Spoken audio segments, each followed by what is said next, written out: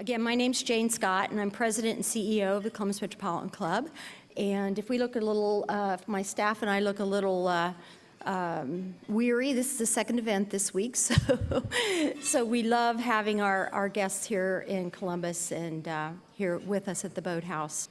Today's forum is sponsored by the Dispatch Media Group and presented in partnership with the Greater Columbus Sister Cities International, the Columbus Council on World Affairs, and the Federation of Indian Associations. Won't you please help me and thank them and welcome Nikhil Hunchakati, VP of Marketing for the Dispatch Media Group, to the stage to introduce our forum.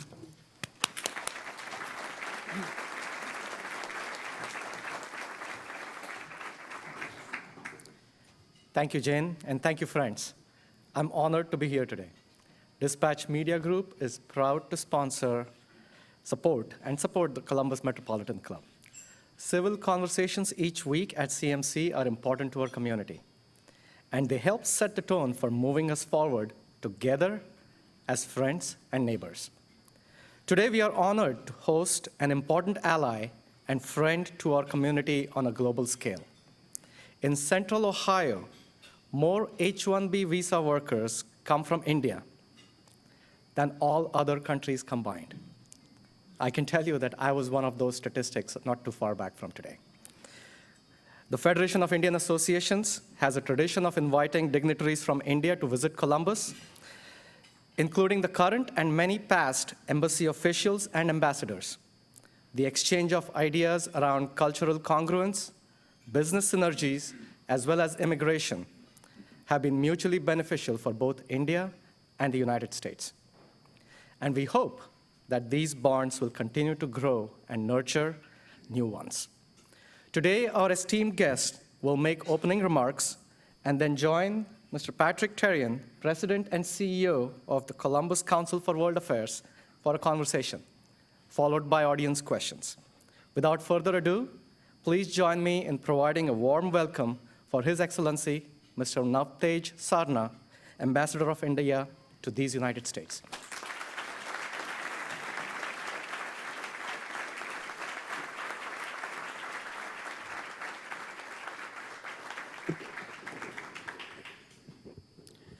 Thank you very much. May I thank, first of all, the hosts, the Metropolitan Club, Dispatch Media, the FIA, and the World Affairs Council for enabling this to happen in such a magnificent setting. It's really wonderful to be here. It's my first visit, and as Nikhil asked me, how many times do I plan to visit Columbus? And I said, now that, I've been here once, now the sky is the limit. I could come here very often. It's a great combination of work and pleasure. And it seems like a great place to be, which is, I'm not surprised that you have 50,000 people of Indian origin, I understand, working here, the largest representatives of the H-1B community happen to be here. I know this is meant to be a conversation. I think that's how it's been pitched, and that's how it should stay. It should not become a monologue. So I'm not going to speak for very long. I would just tell you that it's a very exciting moment to be representing India in the United States. I deem it a particular privilege and an honor for several reasons. One, the India story has improved dramatically in the last few years. And you can take any cutoff point. Perhaps you can take the 1991 beginning of the liberalization of the Indian economy and carry it through, and in the particularly the last 3 years of the Modi government, the amount of transformational economic reforms that have been accelerated and implemented. Many of you would have heard about the demonetization, which came in the news a lot last year, or the goods and services tax, which once it gets over its teething problems, as it is now doing, will really improve the ease of doing business in India, something which I know is of great interest to people in the United States. And India's economy today is something which is causing a lot of, is generating a lot of interest, a lot of movement all over the world. We are one of the few economies which is growing at 7.2%, perhaps the only one. We have great predictions for the coming years. We're going to have a $500 million in the so-called middle class by 2025, which shows the kind of purchasing power that India is going to have. We are a huge market and a destination for investment. We are today the largest FDI, foreign direct investment destination in the world.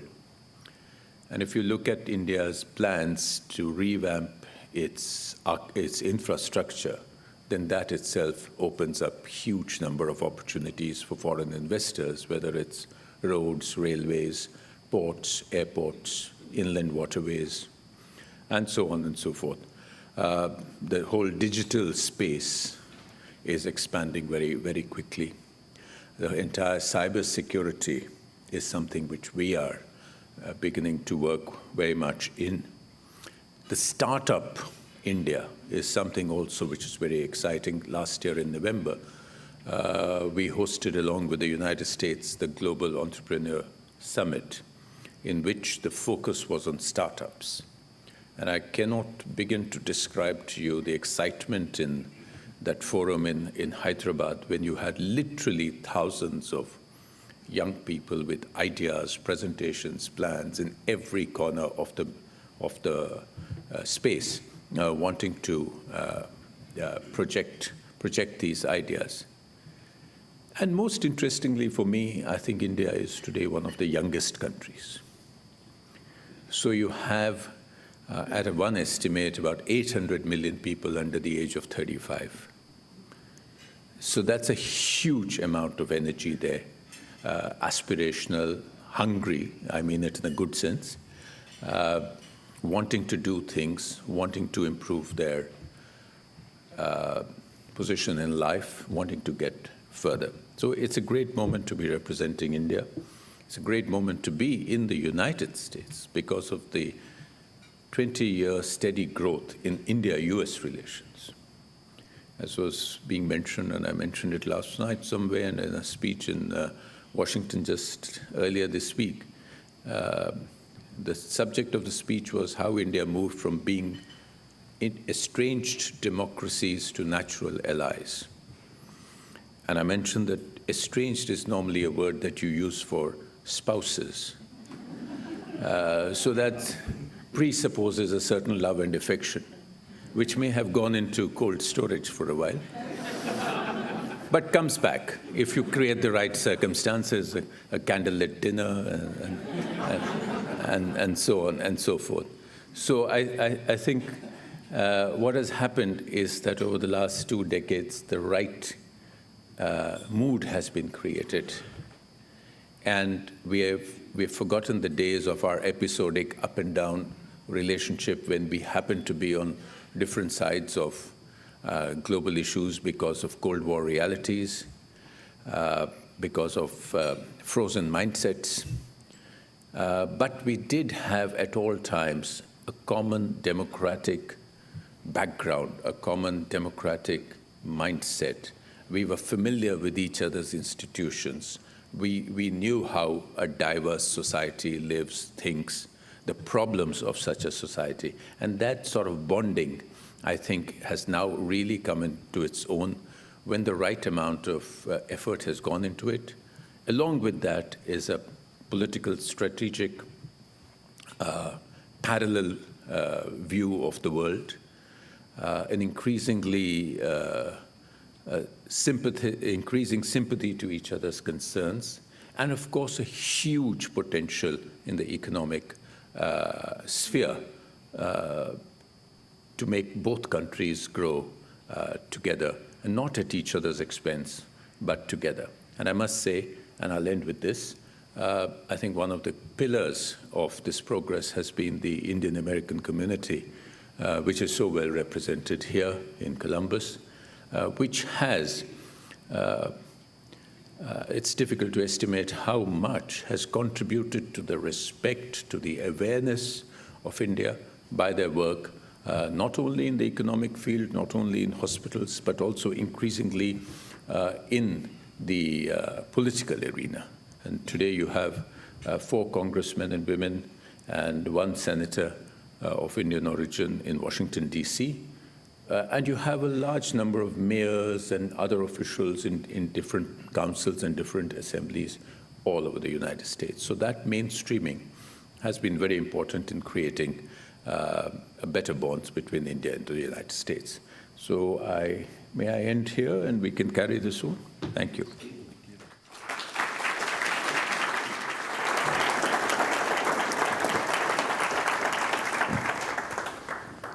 Great, great. Thank you, Mr. Ambassador. Thank you for the marriage advice, too. Don't have candlelight, but hopefully we can start that process here.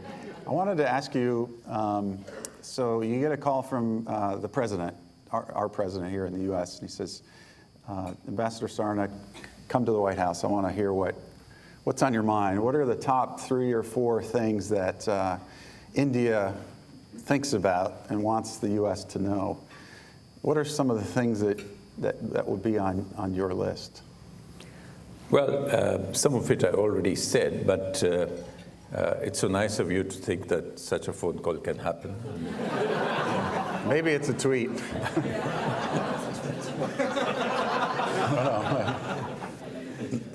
So if such a phone call were to happen, I think I would be happy to quickly put together 3 or 4 main issues that India has. And I don't mean issues in a bad sense, but in the sense it's very important to consistently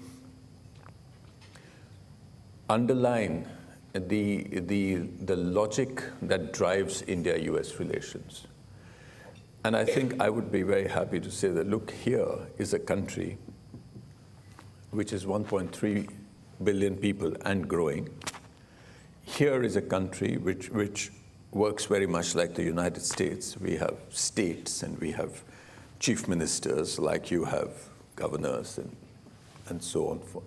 Here's a country which peacefully changes its government whenever it wants to through the electoral process, a process which is respected across the world. And here is a country which provides you with not just a market. Of course, it's a huge market, but here's a country which can be your economic partner as you try to grow the United States, whether it is that you want technical professionals,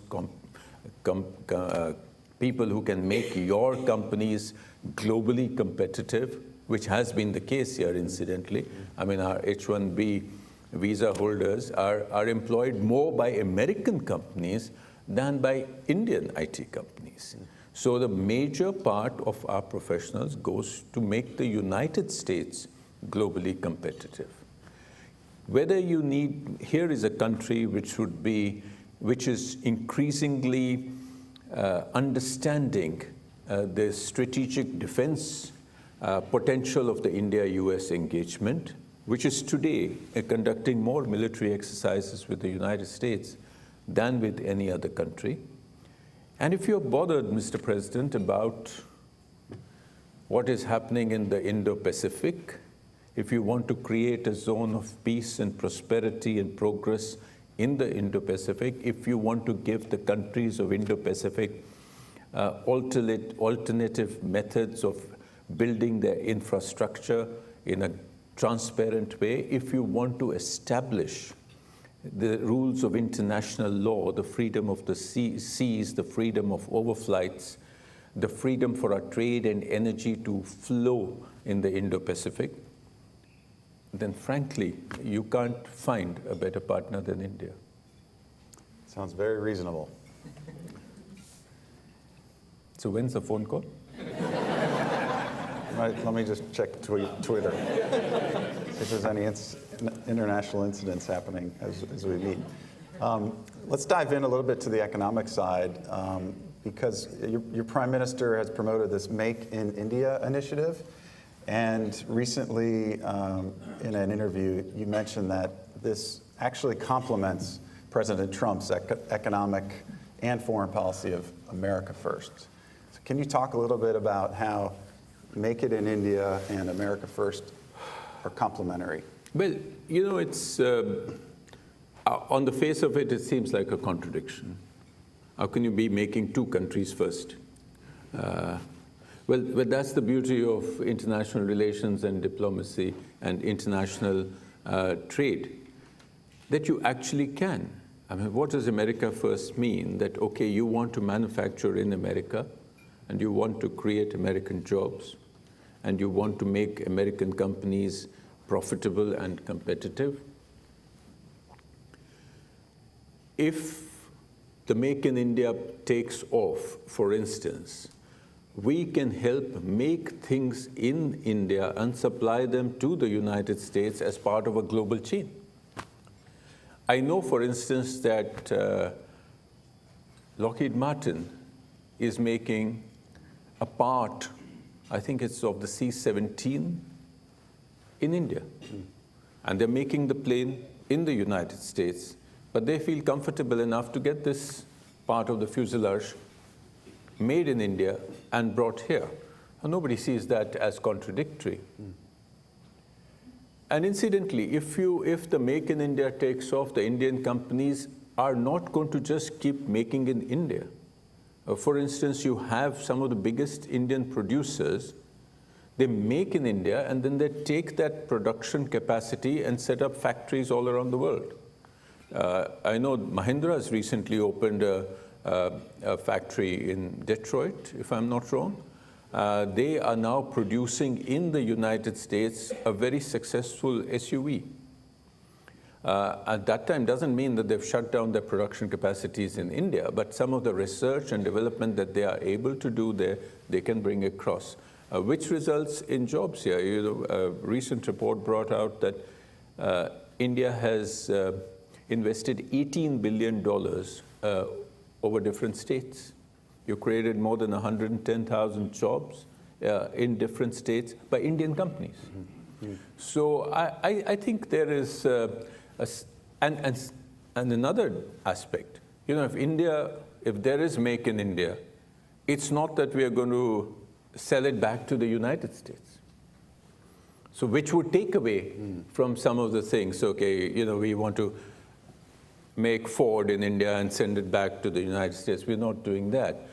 But if you want to sell something, say, to Malaysia, and you make it in India, along with an Indian partner, and then both of you go and sell it in Malaysia, I think there's a win-win for everybody concerned. So there are ways of skinning this cat. Yeah. I think about, and this, I'm not an economist, but when I think about Make in India, requires you to have talent in India. And right now, a lot of talent is also supporting the U.S. Economy, mostly digitally, but also through the H-1Bs. And we have this concern in Columbus and sometimes broader in Ohio about brain drain. So, we have all these educated people that we bring up and then they go elsewhere. Is that on the minds of leaders in India as they think about the role India plays in the talent pool for the world? Well, Patrick, we used to think like that in the 60s. So when you grow up, you'll start thinking like I'll start. Well, I know what else was happening in the 60s, so I mean. We used to get very worried when our engineers and doctors left our shores and went away to the United States for greener pastures. And, there were all sorts of heartburn and angst. But frankly, what's happened is that we have produced a lot of professionals. Our professional institutions have been very, very prolific. And I think a lot of people also stay back. The second thing is that a lot of people are going back, looking for jobs. I think that transferability with the opening of the Indian economy has increased a lot. So now it's seen more as a kind of a symbiotic link rather than a cutoff that you've gone, sort of. And now, for instance, that brain drain that happened, that same brain drain is helping create wealth in India also. Whether they're setting up companies, they're setting up startups, they're helping startups, they're doing things in the Silicon Valley which is actually benefiting India. So I think, it used to be said brain drain has become brain gain. So what we could not have gained by keeping all these people inside India with the limited economic opportunities that we had in the 60s and 70s, we may have gained by letting them go and flourish and opening up our economy and growing that at the same time. So now in a globalized world, I think whether you are sitting on the west coast of the United States or you're sitting in Bangalore makes that much less of a difference. Yeah. And I think the awareness that they have created for India, for instance, yesterday I had a meeting with the chairman of Dell Computers, and he said that our second home is India. After the United States, the biggest representation that Dell has, whether it is production or service, is in India. So there, I think, again, they've been guided a lot by the people who, from Indian origin, who are really doing so much of their work here. So I think it's become a far more comfortable relationship. My understanding from some research that I did was that India will surpass China as the largest, most populous country in the world within about 10 years. And being a highly educated population, that seems to be a good thing in terms of talent. So I think about education. That's a lot of education. Do you feel like, or do you know that the Indian education system has what's needed to educate enough people to support programs, like the Make It in India initiative, supporting, not, because I would imagine, in addition to the US, there's other countries that utilize India as an outsourcing hub as well. So can you talk a little bit about the education system and what India is doing strategically to make sure that it can supply that level of talent that's needed?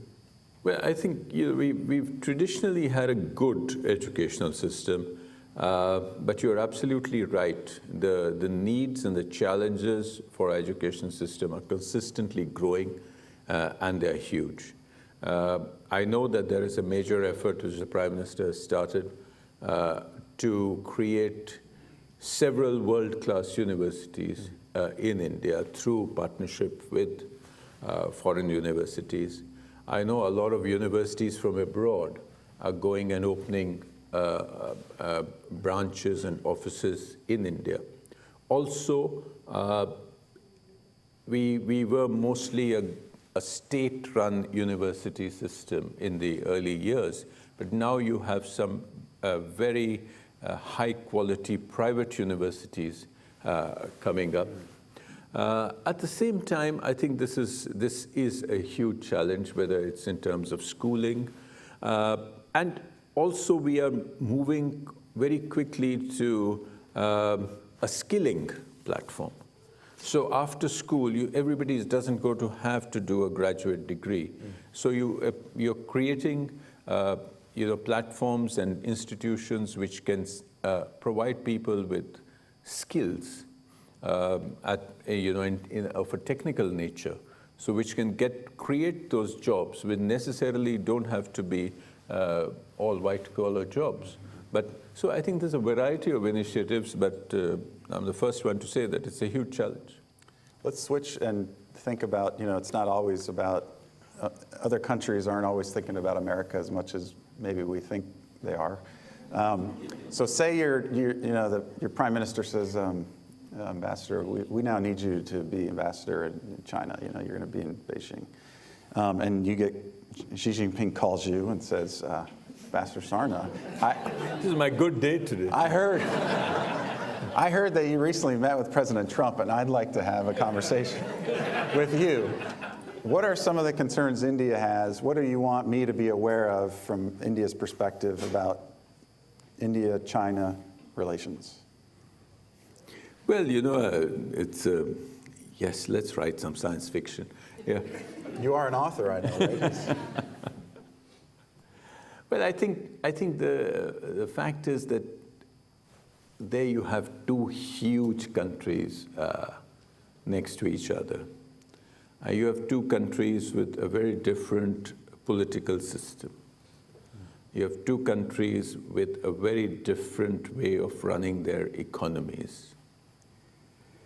And you have two countries which have had some history of conflict and an unresolved border issue. And yet you have two countries who, even if they don't say so themselves, are seen by the world as, they must be competing. So I think if there was that sort of an opportunity, it would be a great thing to look not at immediate problems or immediate issues or incidents, but as a broad sweep of how you're going to develop. I think the big concern is how are these two countries going to develop in the coming years? How are they going to handle issues of population, health, education, economy, environment? How are they going to handle issues of competing global interests or regional interests in the Indo-Pacific, for instance? How are they going to make sure that there is a good understanding between them so that there are less misunderstandings and less chance of conflict? And ultimately, how can they use their huge resources, whether it be material resources or people's resources, to actually help the rest of the world? And I think how they can, I would be worried about how we can be talking to each other and increasing the people-to-people links. For instance, I know some Indian films are extremely popular in China. They've done better in China than in India. So I think how much of a bond that can create. Interestingly, things which you'd never associate with this kind of conversation could be, how can we use our traditional spirituality of a different kind in both countries to actually strengthen these people-to-people bonds? So there is a question of trade, there's a question of tradition, there's a question of playing to each other's strength. So I think what that conversation would be primarily aimed at creating a better long-term understanding. Sounds like you'd be very successful at doing that. Maybe we can switch to, I'm curious about utilizing the opportunity of you being here to talk a lot about the diversity within India.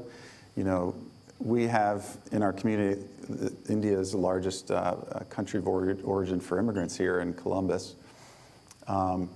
But we may not ask questions about culture or learn a lot about the variety just by the folks that are here. Can you talk a little bit about India and its diversity in all its forms, including ethnic, religious, et cetera, linguistic?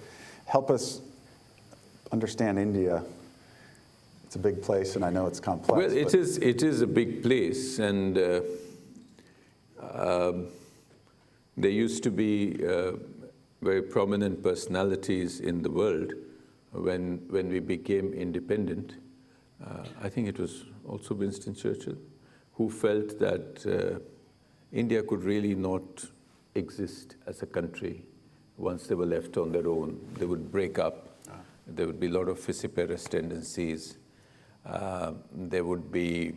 People would be fighting over language or religion or so on and so forth. I think all that essentially goes against the very concept of India as a nation. Because I think it's interesting to know that when the British actually left, we were just not one country, and I'm not talking of the partition of Pakistan, that's a separate thing. But within India itself, as India as it is today, there were some 560 odd independent kings, Maharajas, who, if they wanted, each one of them could have said that, sorry, I'm my own country. The fact that that didn't happen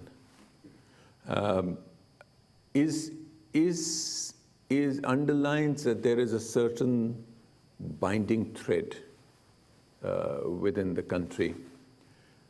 Despite the fact that you probably have more diversity going from North India to South India than you would have coming from India to Europe. More diversity in food, more diversity in ethnic backgrounds, more diversity in language. Every major religion in the world, I think 4 of the world's biggest religions born in India. So I think diversity is India. That's a strength, not something which pulls us down. And that's what we thrive on. Fortunately, we have a constitution which was built to handle diversity. It recognizes, I always forget this figure, is it 18 and now the languages in the constitution? No, not the official, as recognized languages. And there are thousands of dialects. Well, you yourself speak, tell us. Well, my mother tongue is Punjabi. I speak Hindi, I speak English. Yeah. So that's at least, most Indians are trilingual. Yeah. So you have that to begin with. So that can take us, to different parts, such as, I remember traveling 35 years ago in extreme northeast of India, and we had lost our way. And we were at the back of a truck as youngsters, and we had lost our way. The driver had lost his way, and we suddenly found 2 boys sitting in shorts. They had obviously been hunting pigeons, and they were roasting a pigeon on a fire, which they had lit. And I said, okay, let me go and ask them. And I went and I asked them, and I tried to make gestures, and I said, this place, and I said the name of the place, and I tried to communicate by sign language, because my presumption was that they would not understand me. And they kept doing the same thing to me until one of them turned around and said, do you speak English?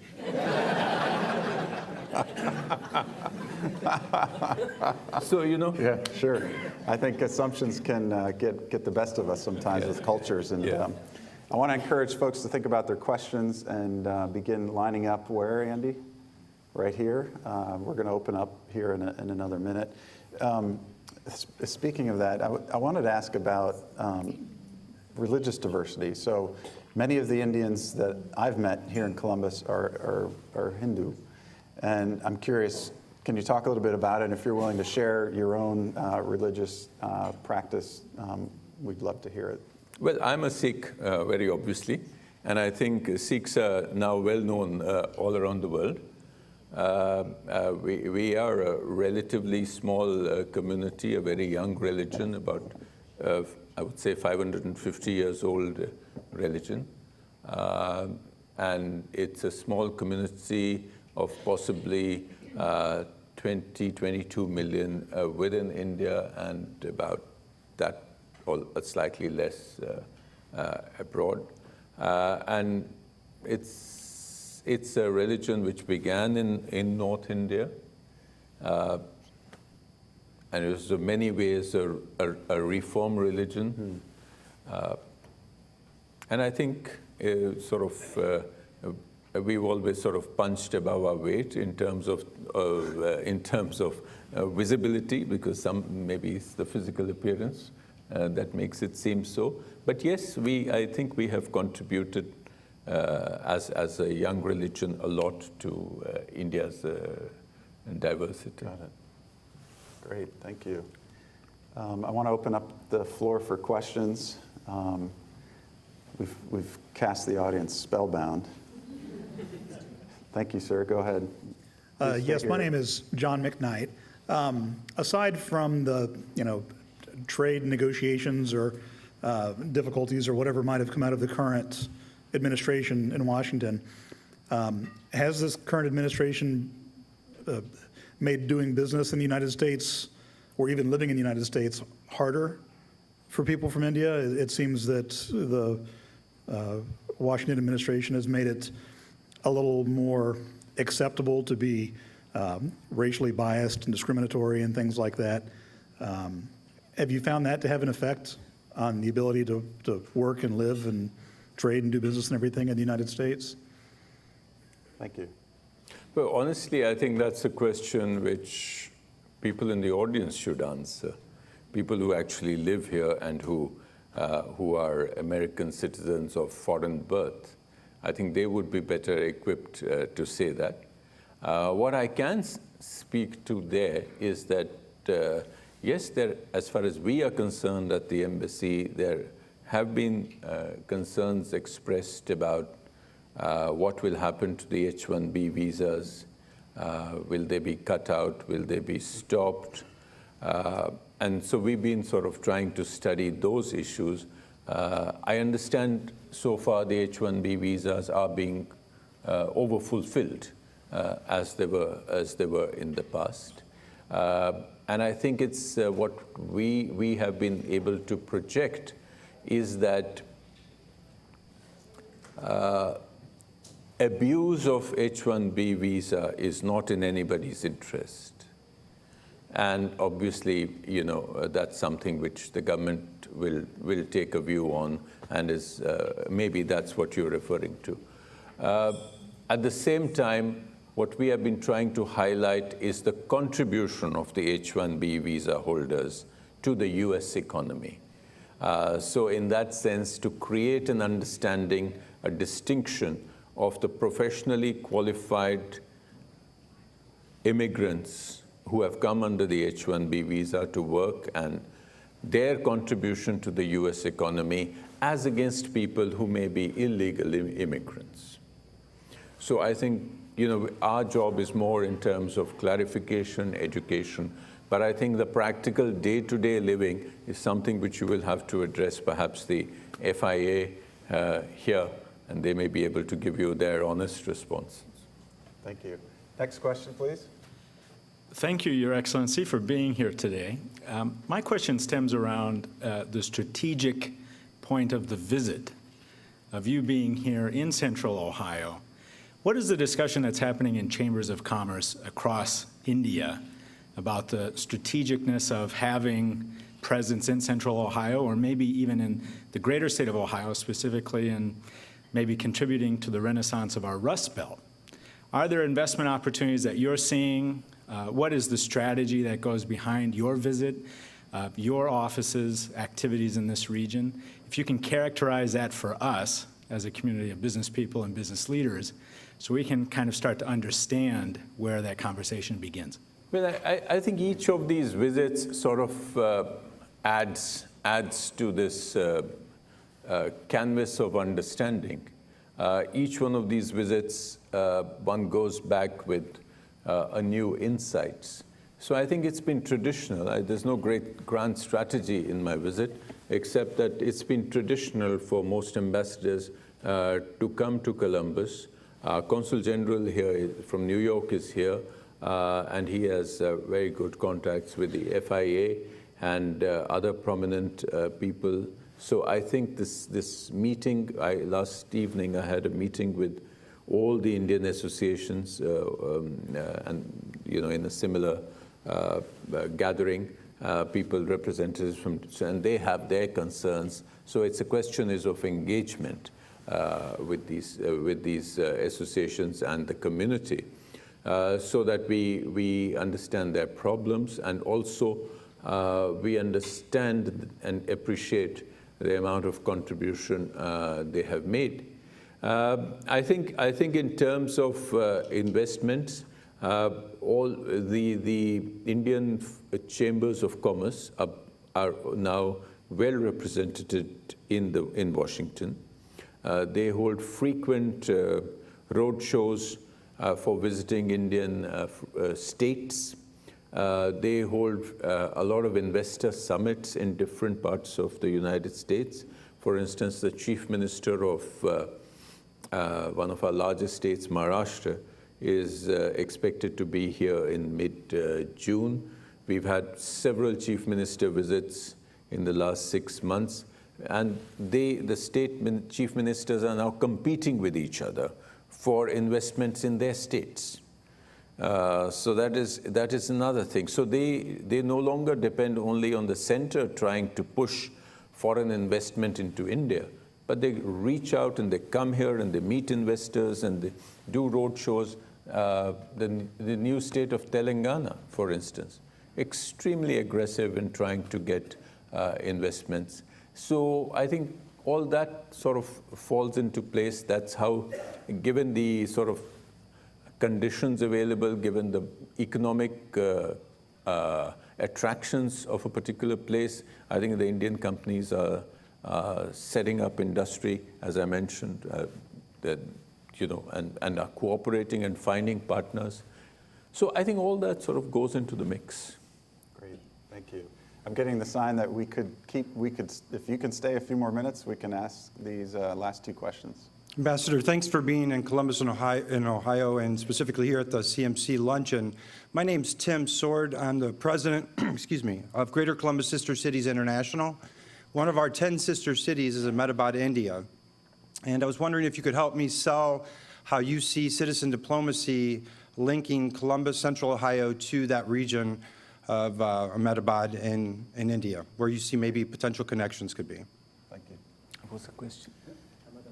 We have a sister city in India. And Ahmedabad. Ahmedabad, yeah. Could you help sell the importance of people-to-people diplomacy? I think you can't overrate people-to-people diplomacy. It's really a very important part. And I think the setting up of the sister city of Ahmedabad is a very important aspect of this. I don't know how active this relationship has been, but I would encourage you to make it actually interactive in terms of exchange of delegations, exchange of not just tourists, but an exchange of chambers of commerce, exchange of academics. I know the huge sort of the university system that you have here and how useful that can be. But I think the people-to-people relationship goes beyond simply a city-to-city relationship. So I think I would encourage you as a city to be in close touch with our consulate in New York so they can direct more traffic to Columbus on matters of interest, which could be benefiting both the cities. Great. Thank you. Last question. Mr. Ambassador, John Torres with the Ohio Corn and Wheat Growers Association. Earlier you talked about how food is a fundamental thing that binds people to people. You also talked about how the very young population of India is very hungry, and I'm sure literally as well as figuratively. There's a lot of farmers here in Ohio that grow food who rely on exports to various parts of the world. When President Trump gives you that phone call and he says, Mr. Ambassador, we would like to talk about building a new bilateral trade agreement with the country of India. What is that discussion like around all sorts of different products, including food and agricultural commodities? And you have 30 seconds to do that. Well, I didn't fully get your question, but if we are talking of the potential of export of food to India, I think there would be still some items which we buy, particularly, but basic food grains India has been self-sufficient in for a while. So I think there is specialized agricultural export, for instance, of almonds. 85% of India's almond market is with Californian producers. So I think you have to find the right thing that India needs and get it across there. Great. And before I turn it over to Jane to close the program out, I want you to know how much of a Renaissance man he is. Not only is he a foreign policy expert and diplomat, he's also an author. Several books on Sikhism, but the one that maybe you can come back to Columbus and talk about next is in 2003, We Weren't Lovers Like That, a fiction novel about a 40-year-old man whose wife has just left him and the possibility of reconnecting with a long-lost love. Who knew you had such breadth? Say that, wait. That's all right.